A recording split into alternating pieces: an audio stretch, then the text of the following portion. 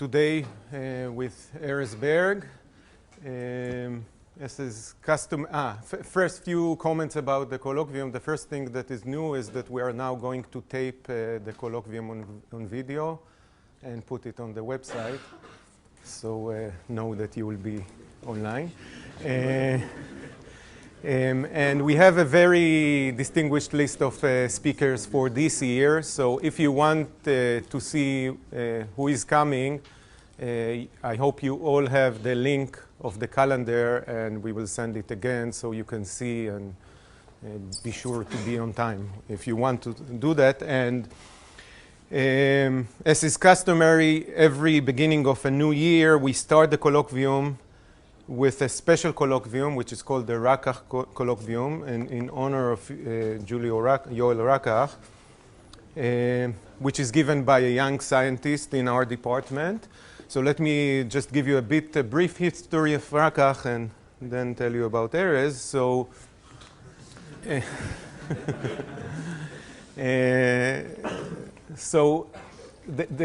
I think there is not more better suited colloquium or speaker to talk in Rakach colloquium than Erez because of the great similarity. So the biggest thing that Yoel Rakach did in physics was the understanding of symmetries and structures of atomic spectra and nuclear spectra. And he introduced the concept of symmetries, of group theory, into physics, and that allows to understand a lot of the things in a very, very systematic way. Historically, he did his PhD in Florence. After that, he worked with Fermi, with Pauli, and in 1937, he was already the youngest full professor in Pisa. He came to Israel in 1939, and he basically established physics and theoretical physics in Israel. For 15 years, he was the only theoretical physicist in Israel. And then after some time in that, he did a lot of administrative job, going all the way to being the president of the university. Rakach also has a very important connection to Weizmann, and why we are here, because this faculty was established by descendants of Rakach who were sent to learn nuclear physics abroad, and then came back and established in 1954 the Department of Nuclear Physics. Now, today we're going to hear Erez Berg, who is also a young theoretical physicist. So Erez did his PhD in Stanford University with Steve Kivelson on high TC, superconductivity, and other correlation effect in condensed matter physics. Then he moved to Harvard to do postdoc with Subir Chazdev and Eugene Demler. And he has been here for 3 years now. And judging by the breadth of what he did in these 3 years, you can imagine that he was here for much, much longer time. So Erez has done in these 3 years many different things in many, many different areas, starting from topology, Majoranas, fractional states, one-dimensional states, atomic physics. You can count many, many different aspects that Erez touched. And I have to confess on something. So when I typically give a public lecture, my biggest fear is typically that at the end of the lecture, someone, a young kid, would come up and say, look, it's very interesting what you just said, but you know that this is impossible just by symmetry consideration in n dimensions. And for me, this kid is actually Erez Berg. So if I want to be sure that what I'm saying is right, then I go to Erez, and then he tells me that I'm right. So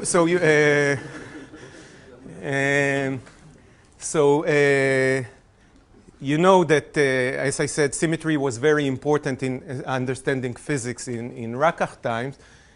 If you look on what was done in the last 10 years in condensed matter physics, in a sense, there is a new wave of returning of this concept of understanding ground states of systems and classification of systems based on symmetries, all the topological waves that we have now. In fact, Rakach, one of his famous papers, if you read his title, you would imagine that it was written today. It was talking about the symmetries of Majorana particle. So I think there is no better wave to start riding this wave with Erez Berg in this collection. So thank you, Erez. Thanks very much for the opportunity to speak here, for the nice introduction, and above all, thank you all for being my companions in these last 3 years. So students, colleagues, postdocs, and administration. It's all been, all my interactions here have been nothing but fun and pleasant, and it's really been a blast. So I'm really grateful for to all of you for that. It's also a pleasure to being the guinea pig of the new recording system. So I hope that would work out. So the work I'm going to describe today is a set of ideas that we've been playing with over the last several years now. It started actually in my postdoc time. And we were looking for topological phenomena in periodically driven systems. So all this excitement about a topology in ground states that Shachal alluded to, we wanted to see if there's anything like that in a non-equilibrium dynamical system. So and the simplest way, the simplest time-dependent system you can imagine is sort of a periodically driven system. And that's what this talk is going to be about. I had the privilege to work with some great people. Mark Rudner from Copenhagen. We were postdocs at the same time at Harvard. Nathaniel Linder from the Technion, or kind of my prime companions in this adventure, and many others. And some of the recent ideas were developed with some bright postdocs here. Right. So as a background to this topic, let me just say that taking a physical system like a material and modifying its properties to some desired properties has been a long dream of humanity. This can be traced back to the Middle Ages. People wanted to take some mundane material like lead and turn it into something more valuable, and they tried to do that in all sorts of bizarre and perverse techniques. And here's our dream. So instead of doing that, we now want to take a material which is mundane, like silicon, some semiconductor material, drive it with some intense laser, some intense light. So that's a periodic in time perturbation, a monochromatic laser, and modify its properties to some new and exciting and desired properties. So for instance, a trivial band insulator, I'll describe a little bit what that is, can become a topological insulator. And who knows what else you can achieve in this technique. So that's what this talk is going to be about. So this is my outline. First, I'm going to introduce a little bit the notions of topology and quantization in condensed matter systems. I'll show how some of these concepts can actually apply in periodically driven systems, and what new can arise in periodically driven systems, which actually does not have an analog in the static case, in the equilibrium case.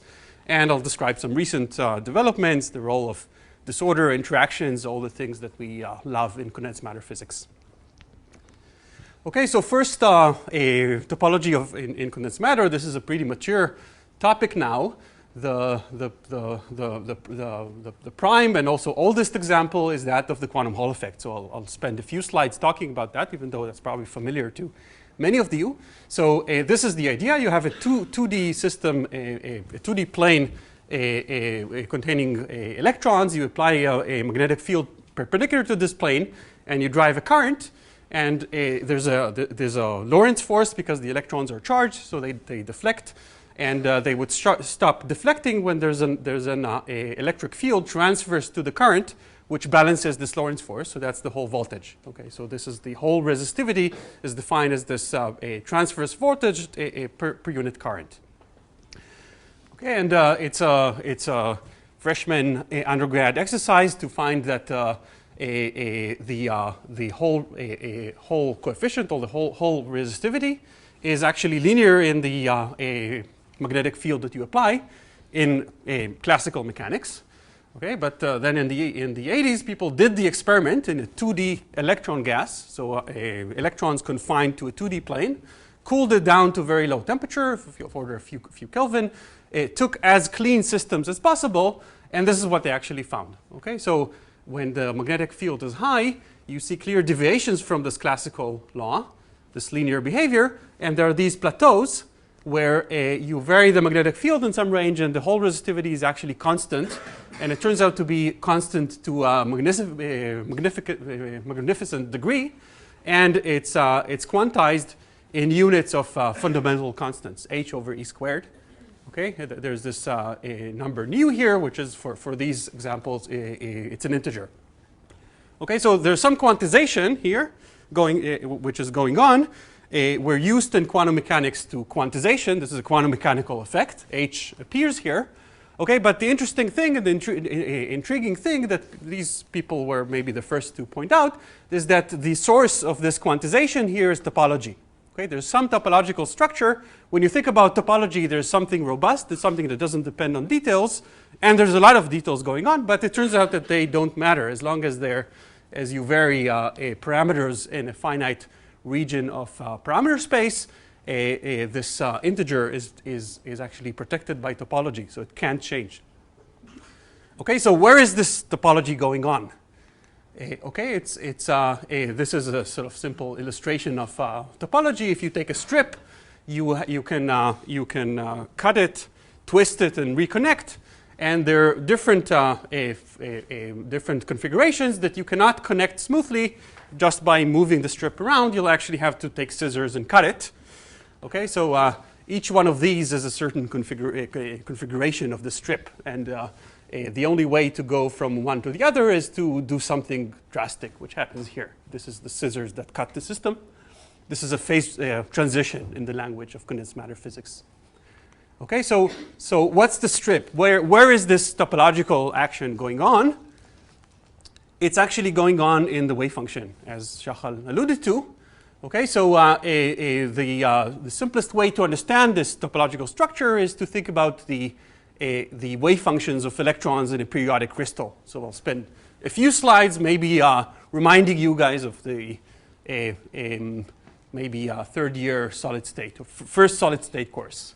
Okay, Bloch's theorem. So we have electrons moving in some periodic potential, and we know that a momentum is not a good quantum number because the system is not translationally invariant. It is translationally invariant but only for translations by the lattice spacing. Okay, so Bloch's theorem then tells us that since this translation operator commutes with the Hamiltonian, we can diagonalize it together with the Hamiltonian. So here are eigenstates of the Hamiltonian. They're characterized by some energy and by another quantum number, which is called quasi momentum or crystal momentum, which is simply the eigenvalue of the translation operator by one lattice constant. Okay, and because this is a unitary operator, this is a phase. Okay, this extra quantum number k is a phase. It's measured in units of momentum, like the usual momentum, but because it's a phase, it's only defined mod 2 pi over a, where a is the lattice spacing. Okay, and that property is actually going to be important.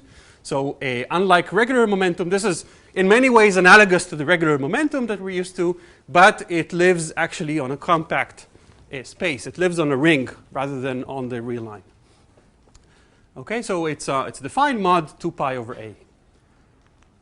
So now if you think about the wave functions of electrons in this crystalline lattice, they are wave functions that are functions of k. Every k on this line has actually infinitely many wave functions. If you think about this, a simple example, suppose that there are only 2 electronic states per unit cell somehow. Okay, we throw out all the other states, you keep only 2. Then there are going to be 2 energy states per k, and for every k there's some particular linear combination of these 2 states. Okay, so there's a wave function which is you can think about as a point on the block sphere. Okay, it's some superposition of two given states for every k, and as k traces this ring from minus pi to pi, the point on the block sphere, which characterizes the wave function, actually traces some curve. Okay, and it turns out that this topology I was alluding to is going on this block sphere, on the space of wave functions as a function of k. Okay, so the example I brought before was for a one-dimensional system where k was a circle. A momentum lived on a circle. That's the Brillouin zone. In a case of a 2D system, like in the quantum Hall effect, there the electrons lived on a plane. They're actually both kx and ky. They're two coordinates of k. And kx is periodic with a period of 2 pi over a, and ky is periodic with a period of 2 pi over b, where b is the lattice constant in the y direction. Okay, so that space is actually a torus. That's the Brillouin zone of a 2D system. So the wave functions are actually a map from this torus to the block sphere. And its twist in this map that would be the that would capture the topology of the system. Okay, so a map that has a twist that actually wraps the sphere, that would be a topological map. And it turns out that this wrapping of the sphere is nothing but the Hall conductivity. So that's the relation to topology. That's a beautiful and old notion in condensed matter physics. Okay, and what's the physical manifestation of this quantization? Well, one thing is the Hall conductivity or the Hall resistivity, as we discussed. Okay, but it turns out that there's another very generic and robust feature, which is edge states. Okay, so these systems I've been describing are some crystalline systems. So there are energy bands and there are gaps between the bands. Okay, so there's a certain energy range where there are no states.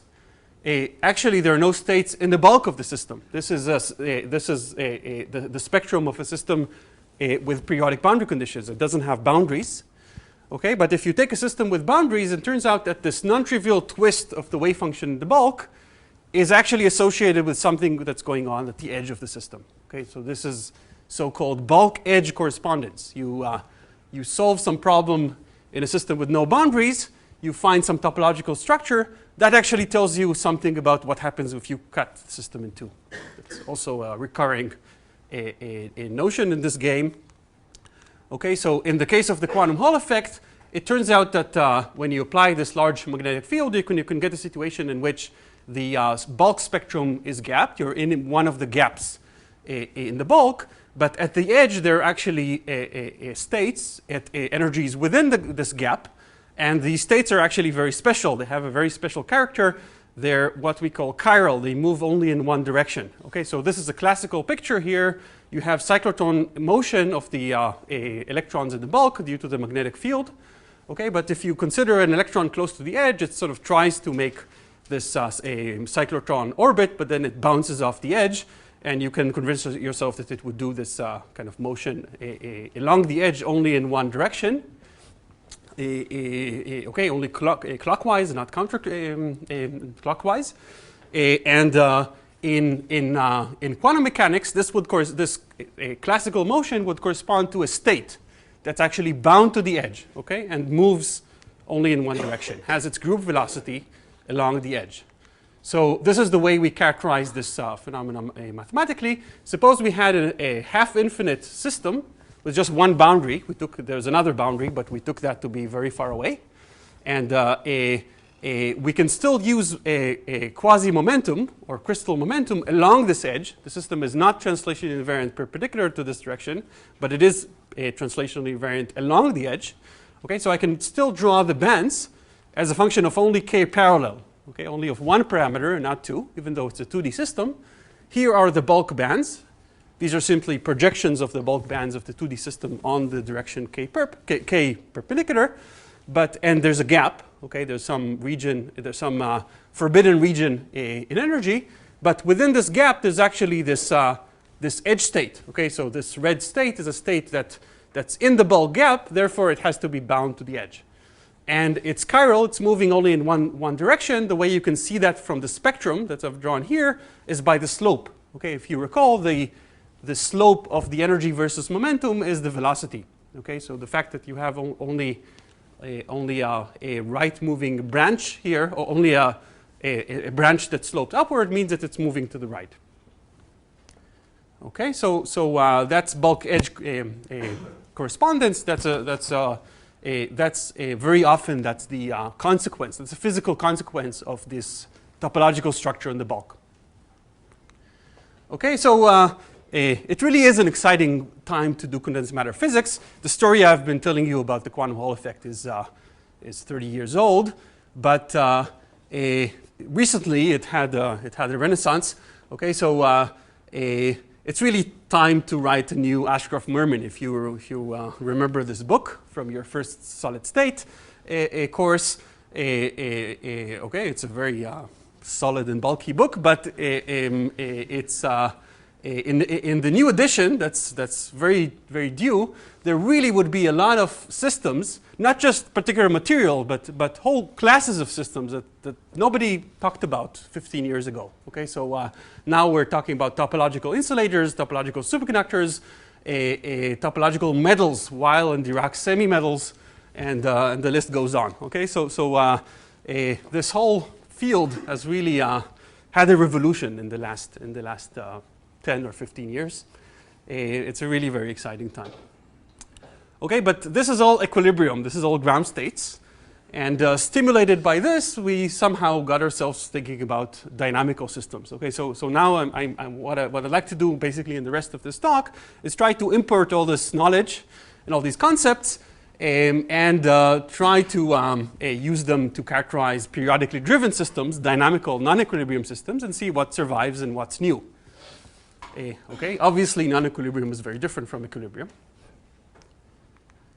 So, right, so now I'm going to switch gears completely. So far I've talked about wave functions, I've talked about ground state wave functions and about spectra of energies. Now, strictly speaking, when I'm dealing with driven systems, I'm going to apply a time-dependent perturbation that's periodic in time. Strictly speaking, all these concepts are now out the window. I can't talk about energy. Energy is not conserved. There are no eigenstates of energy, therefore. What I have is a time-dependent Hamiltonian. I have a time-dependent Schrödinger equation. And the only thing that's helping me is I have this property. The Hamiltonian goes back to itself after a time t. I have monochromatic driving of the system. Okay, so there's a conceptual framework that's used to characterize such systems that I'll use extensively. So let me introduce it. That's called Floquet Theory. Okay, so this is actually a concept from analysis of time-dependent differential equations from mathematicians from the 19th century. So you can't talk about energy and eigenstates of energy. What you can talk about is you can describe the system through a stroboscopic description. Okay, so you look at the system at integer multiples of the driving period. So the Hamiltonian goes back to itself. There's some operator that's a unitary operator, which is the time evolution over one period. And if you want to evolve the system for a long time, you just repeat that operator many times. Okay, and this is how to compute it. It's some complicated integral over the Hamiltonian, a time-ordered integral, but that doesn't matter. It exists. There is some such operator, and it's kind of similar to the Hamiltonian, right? The idea of having what the Hamiltonian gives you if you want to evolve in time, you just diagonalize the Hamiltonian, express your initial wave function in terms of eigenstates of the Hamiltonian, and then you know how each one of them evolves, and you know how the system evolves in time. This operator can play a similar role for you. If you knew the eigenstates of this operator, we diagonalize it here, then we actually know how to time evolve any wave function that you want. Okay, the eigenstates and eigenvalues of this operator would play a special role. The eigenvalues are phases because it's a unitary operator. Okay, it's unitary time evolution. So we can look at the log of these eigenvalues and divide by the time. This gives us a quantity which has units of energy. It kind of plays a similar role to the energies of a stationary state. Okay, so it's the phase that an eigenstate of this operator accumulates after one period, divided by the driving period, with the one difference that it's a phase. It's only defined mod 2 pi over t in this case, okay, or basically 2 pi h bar over t. So this is actually the time analog of the quasi-momentum that we saw before. The quasi-momentum, which is associated with translation in space by discrete amounts. This is the eigenvalue of the operator that translates in time in a discrete amount. And similarly, since it's a phase, it's going to be defined on a circle and not the line, and that's going to play an important role in what I'll say next. Okay, so now if you think about a material that you drive this way, you take a material and apply some intense light to it, some intense periodic perturbation, then you actually have both this kind of translational invariance in space that we discussed before. It's a crystalline lattice, but you also have a periodicity in time by the driving period. Okay, so you can draw the same kind of Bloch bands according to Bloch's theorem. You can characterize every state by its quasi-momentum k, but also by its quasi-energy epsilon. Okay, and now both are actually defined on a circle. So this quasi-energy dispersion of the system is defined on a torus. Okay, that's a little bit different from the usual energy spectrum, but other than that, it looks very similar. These just look like the bands of some semiconductor or some insulator. Okay, and this actually suggests that you can apply all the notions that you had from static systems to classify band structures, to classify the topology of band structures. You can apply them equally well to these quasi-energy bands. Okay, and then if the energy bands can be topological, so can these Floquet energy bands. Okay, and you can construct such analogs of static systems, and this idea sort of stimulated a lot of activity in our community. So people discussed, for instance, that how you can take a 2D material like graphene. Okay, so it's a 2D honeycomb lattice of carbon atoms that has a particular spectrum. It has a Dirac spectrum, a relativistic-like electrons, and you can drive it with circularly polarized light perpendicular to the plane. Okay, so you just apply circularly polarized light. You solve the Floquet block problem for electrons in such structure. It turns out that what you get is a gap.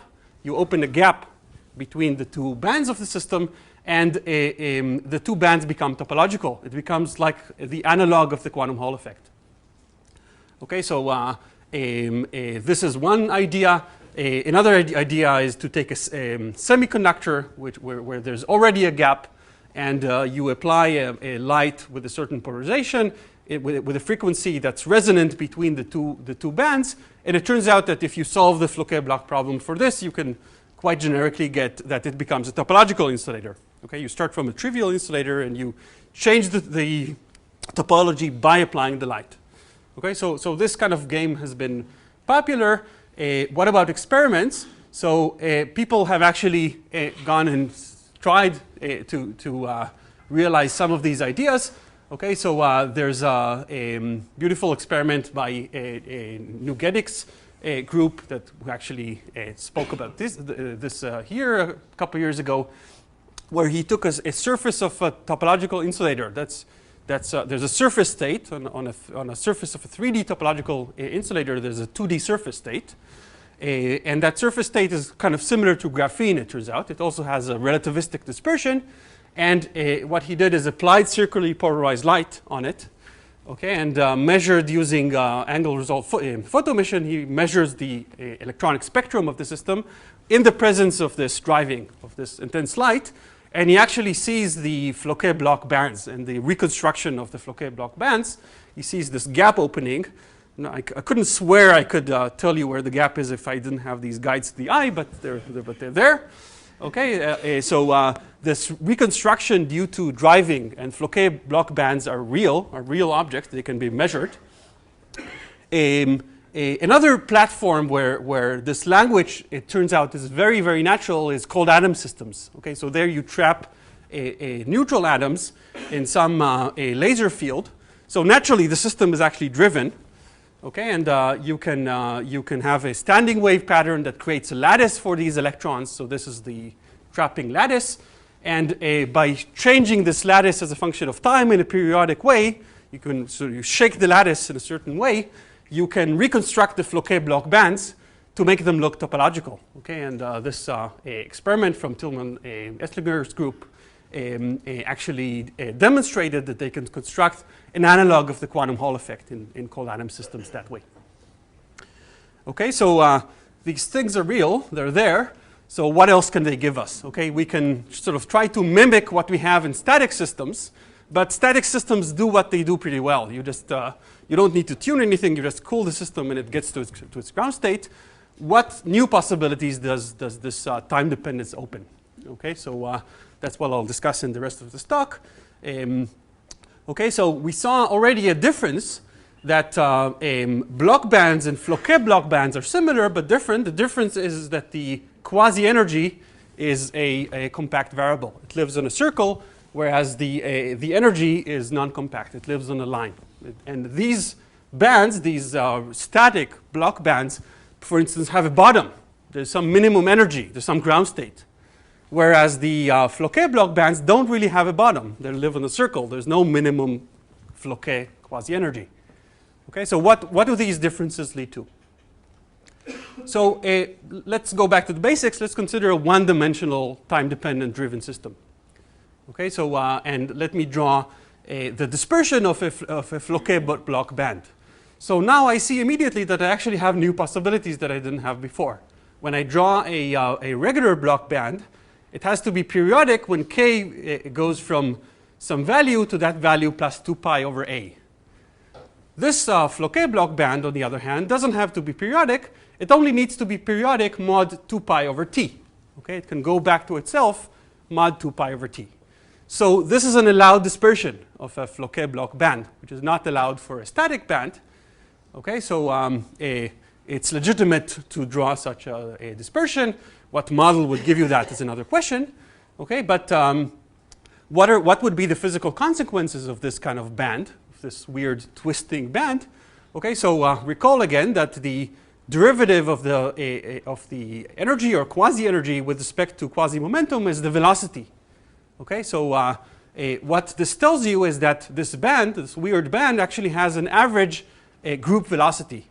So if, for instance, if you put an electron in every allowed state, okay, a Pauli principle says that you can put 1 or 0, so you fill all of these states, and you ask what's the current that the system is carrying, that would be the integral dk of this group velocity, and that's actually quantized. Okay, that's just the sum over all the filled states. That's the integral of the derivative of this curve, and that has to sum up to 2 pi over t. If you calculate the current, that current simply corresponds to 1 electron per driving period. Okay, so we saw this some time ago. We were excited. We realized then that this is not so easy. It turns out that if for any lattice model that you write down, there has to be actually another band that has the opposite winding number. That it's actually one line to show, to convince yourself that the total winding number of all the bands has to sum up to 0. Okay, so if there's one, you could have a system where you have one of these green bands that disperses only right, but there has to be another yellow band that disperses left, okay, such that the total winding number for all the bands is 0. And anybody who sees such a spectrum should protest that energy or quasi-energy bands don't like to cross. If you have such a situation, it looks very non-generic. It looks like any small perturbation that you would add would actually open an avoided crossing here. Okay, so is this situation ever generic?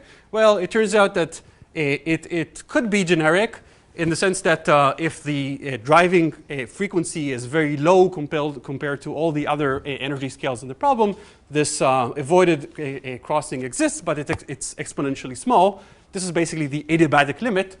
what I've described for you is actually a well-known phenomenon. It's not new. Okay, it's just a new view in an old phenomenon. The phenomenon is called the adiabatic charge pump, or a Taulis pump, after the discoverer. So the idea is this: if you have a one-dimensional crystal that's time-dependent, but its time dependence is very slow, it's adiabatic.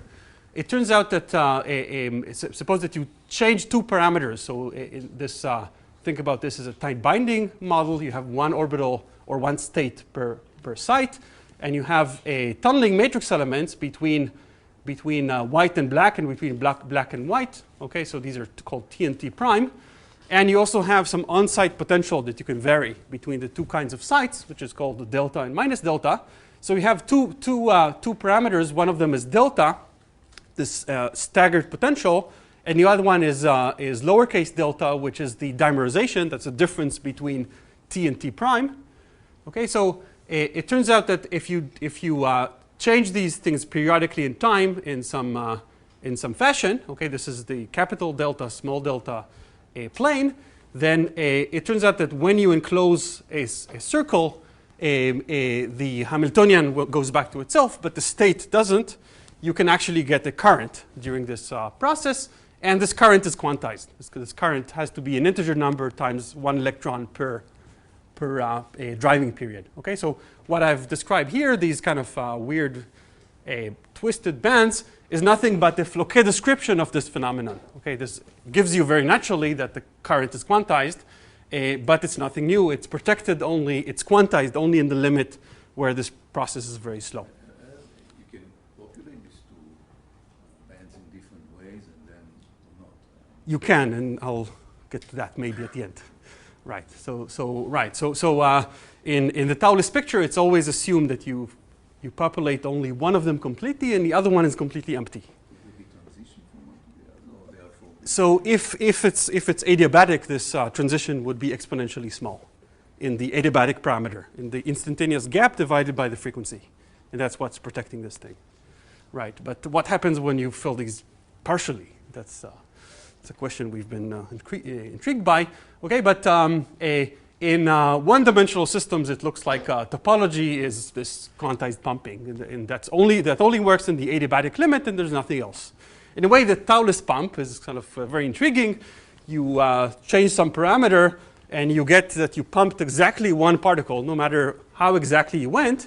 But the Taulis pump is not a very good pump. It takes an infinite time to pump, so it's not a very efficient pump in this weather.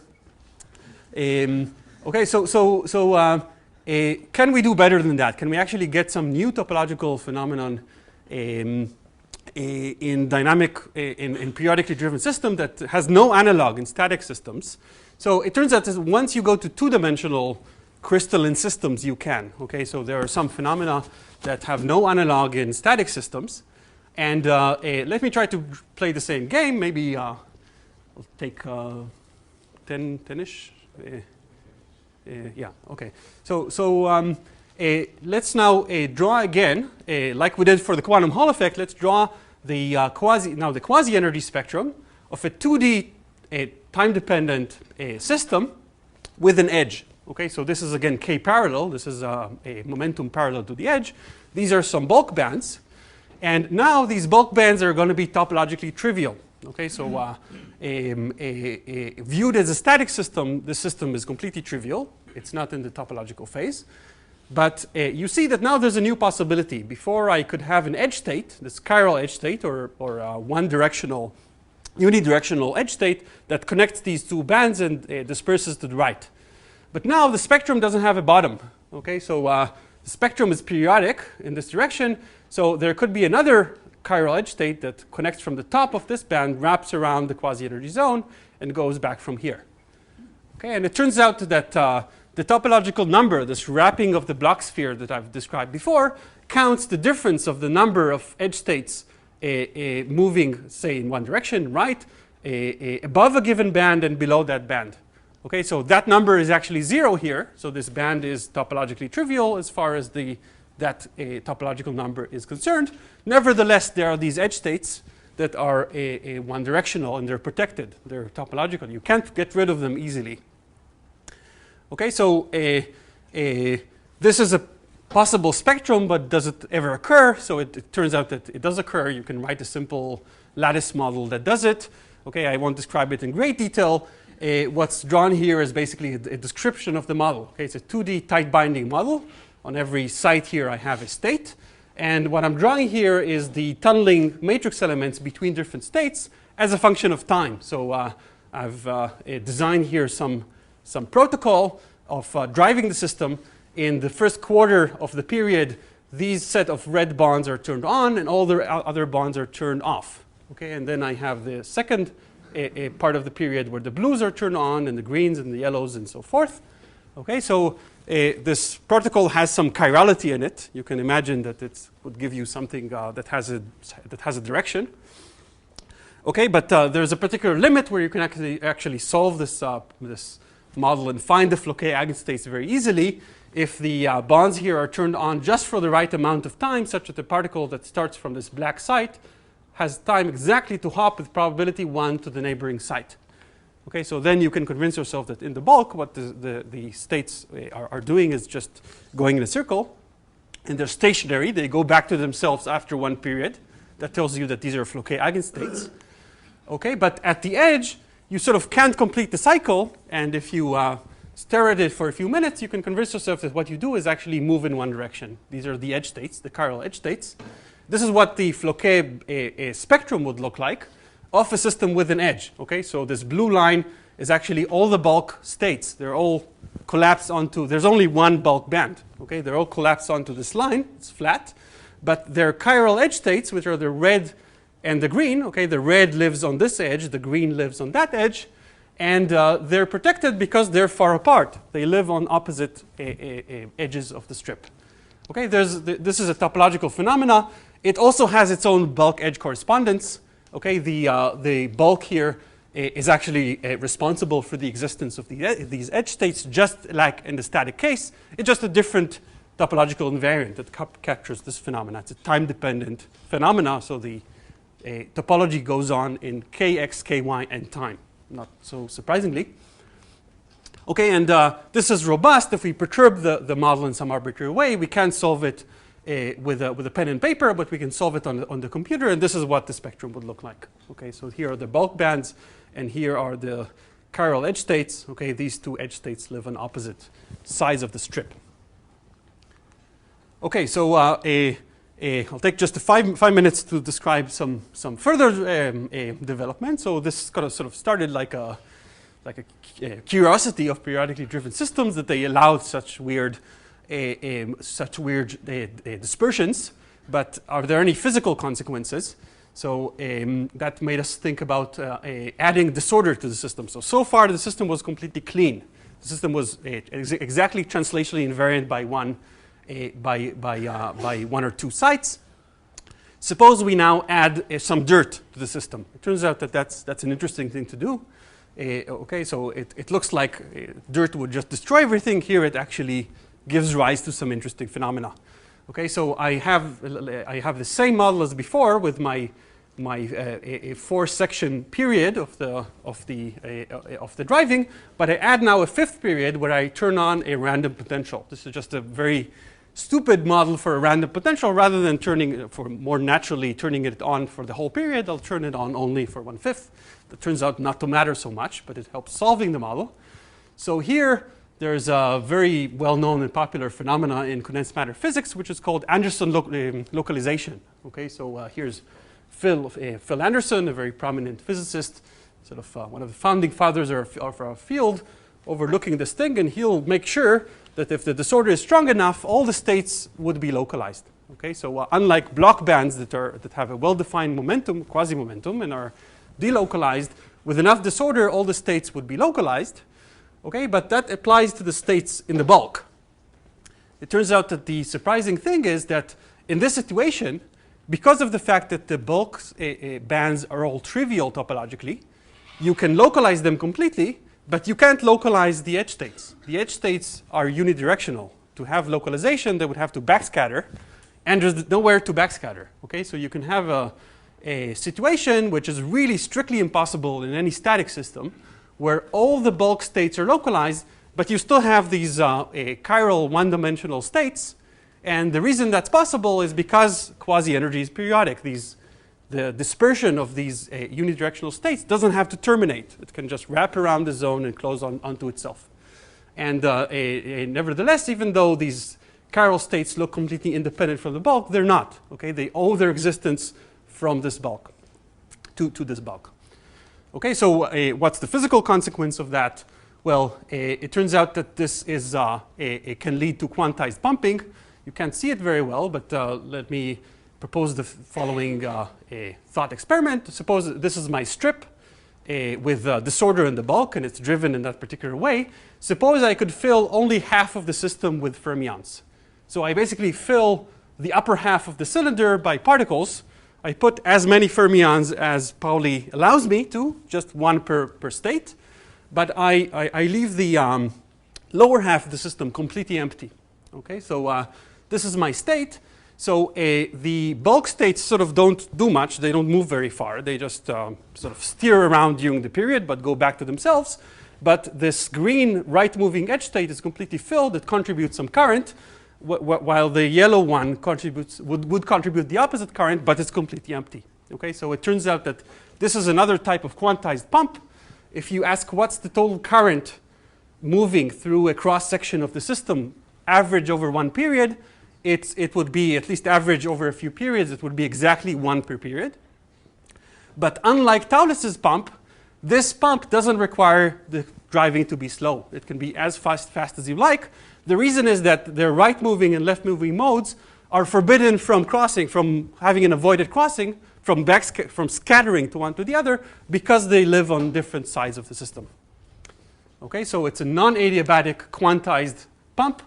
Call this kind of state the anomalous Floquet-Anderson insulator. Okay, so this is really something unique to driven systems that you can never get in a static case. Okay, one other thing that I won't talk about really, but let me just present it as the question. Okay, so far I've talked about the particles or electrons as if they were independent. I didn't think about interparticle interactions at all. So when I talk about these kind of states, one can imagine that interparticle interactions actually modify the system completely. For instance, if we imagine that our system is a closed system, it's not coupled to any bath. So that wouldn't apply in any solid state system where the electrons are always coupled to other degrees of freedom, like phonons. But in cold atoms, for instance, in this kind of experiment where you shake an optical lattice, to a good approximation, the atoms are actually disconnected from their environment. They're completely decoupled. So, and you can turn on some interparticles or interatom interaction. Okay, so what does that do?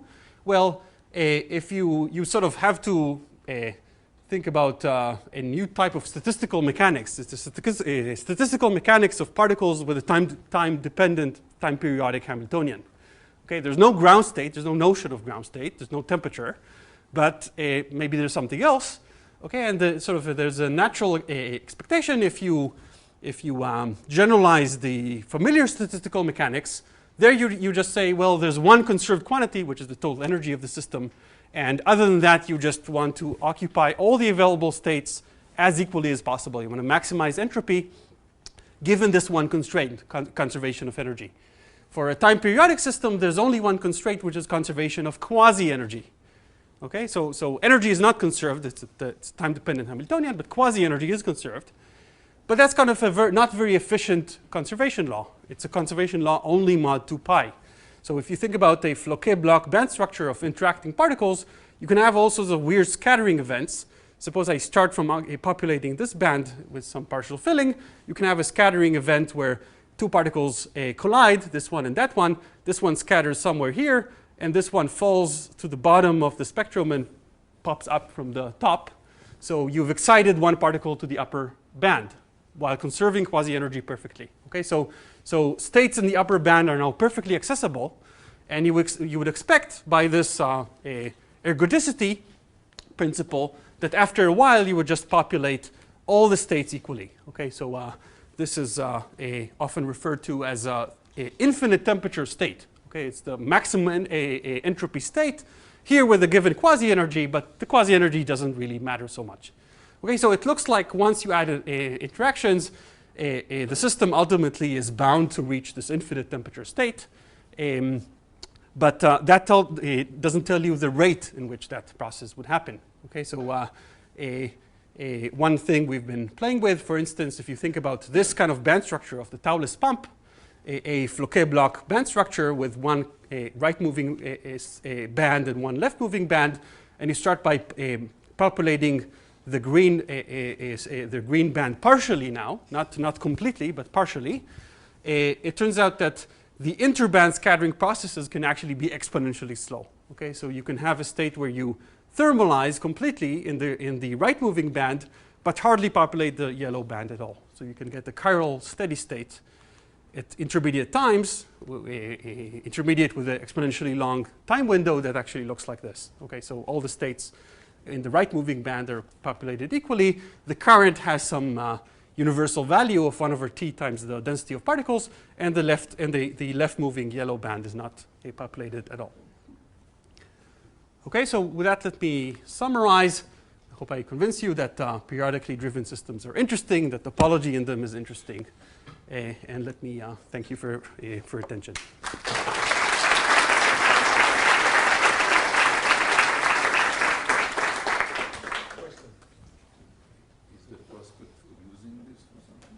Right. So it turns out that there's a. Can you repeat the question? Yeah. The question is, what's the prospect for using this other than entertaining us, in which it was very effective. So it turns out that there's an ongoing there's an important problem apparently of having a current standard, sort of defining an amp very precisely. So right, this is something we're thinking about. What about the coherency of the laser? I imagine you have some noise in the laser. Yes. Does this stop the infinity of this phase? Yeah. So right. So that's an excellent question. That's actually something that Cosma there and I have been thinking about. So what this is in what I've discussed, I've allowed disorder in space. I've allowed the potential to be random in space, but not in time. I've assumed that the light, the driving light, is completely monochromatic. Most naively, I would think that if that's not the case, and obviously in experiment that's not going to be perfectly the case, then even single particles can now not conserve quasi-energy. Quasi-energy is not perfectly conserved. Maybe it's approximately conserved. But on long time scales, if I add noise, eventually I would have processes where single particles can just scatter all over. Sorry, it's probably a trivial question. Pauli principle works for quasi-energy states. Yes. You have many. Yes. And you have analog of Fermi energy. No, there's no analog of Fermi energy. No. Why? So there's no temperature. So I mean you can prepare an initial state.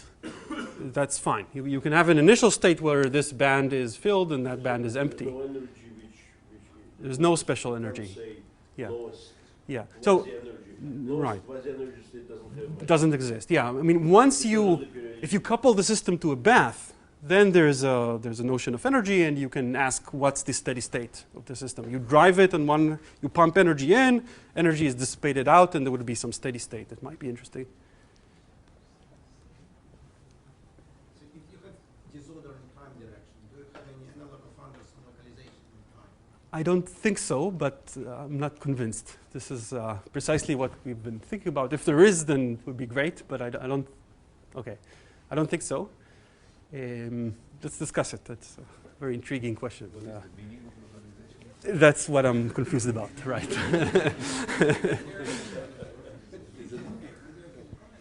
is a kind of a notion related to that. It's actually localization in energy space, right? So now if you have kind of random kicks between different Floquet zones, Yeah. then you can have localization that instead of heating up to infinite energy, you will have the particle will not jump. Right, to infinity. right. So, yeah, But so. this will be for disorder in space, which gives you disorder with localization in the.